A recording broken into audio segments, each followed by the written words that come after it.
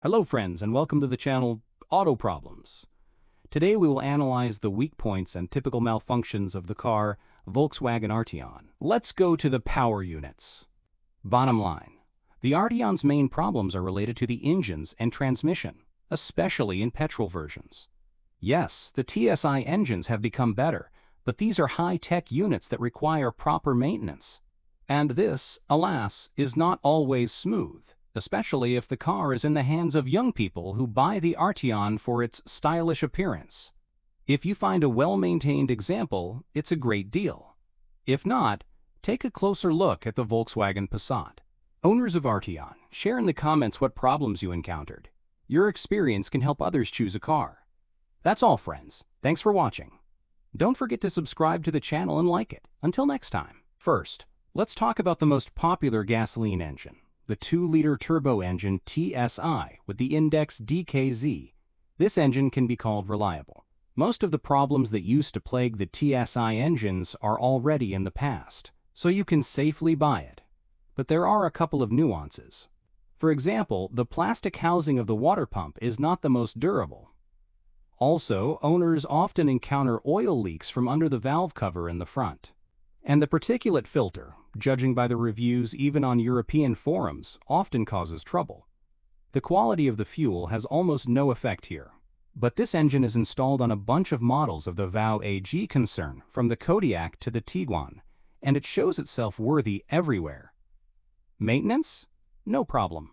There are plenty of spare parts at dismantlers. The mechanics know this engine like the back of their hand. And for those who are still afraid of TSI because of the old stories about oil consumption, I can say, this problem is gone. If oil does go away, it is most likely due to high mileage or poor maintenance. Timing chain stretching? Also rare before 150,000 kilometers. Now about the 1.5-liter TSI with the data index. This engine is also reliable, but is more picky about the quality of gasoline. Plus, it is less common, so repairs and maintenance are more expensive. But overall, it is an excellent choice for purchase. But the real champion in reliability is the 2-liter diesel 4-cylinder TDI. It replaced the legendary 1-liter 900th TDI. The main problem with this engine is a leaking camshaft seal. Lubricant can get on the timing belt, and this can lead to its breakage and expensive repairs. So be sure to check the engine for leaks before buying. Another problem is the DPF diesel particulate filter. If it gets clogged, the car loses power and its efficiency drops. Sometimes the filter has to be changed. Some owners complain about the high-pressure fuel pump. Because of it, the engine can run unevenly or lose traction. But with proper care, this engine can go up to 400,000 kilometers. Let's move on to gearboxes. The Arteon is equipped with a 7-speed robot, DQ381 or DSG7. Now everything is more or less fine with them, but earlier owners complained about jerks when changing gears, especially when cold. Now the problem is noticeable only when shifting from third to second. You cannot bother or replace the hydraulics, but there is no guarantee that this will help. Another typical breakdown is the failure of the pressure sensor at a mileage of about 150,000 kilometers. Fortunately, its replacement is inexpensive. The robot has a dual-mass flywheel, and its resource strongly depends on the driving style. With a calm ride, it will last 300,000 kilometers, and for those who like to drive hard, it may give up already at 100,000. The manufacturer promises 200,000 kilometers, but with an oil change every 60,000 and careful driving, the box can go more than 300,000 without repairs. All-wheel drive. It has a 5th-generation Haldex clutch, a very reliable thing.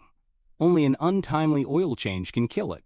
The Arteon suspension is strong and well-built, nothing out of the ordinary. The first problems appear after 60,000 kilometers. Usually the stabilizer struts wear out. In the R-Line version, some complain about the suspension being too stiff, which causes shaking on uneven roads. The sporty suspension setting is good for handling, but not everyone likes it in everyday driving. There are also complaints about the brakes. They can be too sharp, which prevents smooth braking. This is, of course, a matter of taste, but still check their serviceability before buying. The paintwork is weak. Chips and scratches appear quickly. The hood, Windshield and radiator grills suffer especially. I advise you to cover the front part with armored film immediately after purchase, and do not forget about the headlights. They often fog up after washing or rain. The body is made of thin metal, so dents from light impacts are not uncommon. Among the little things, the tire pressure sensors sometimes malfunction, and the front brake pads wear unevenly.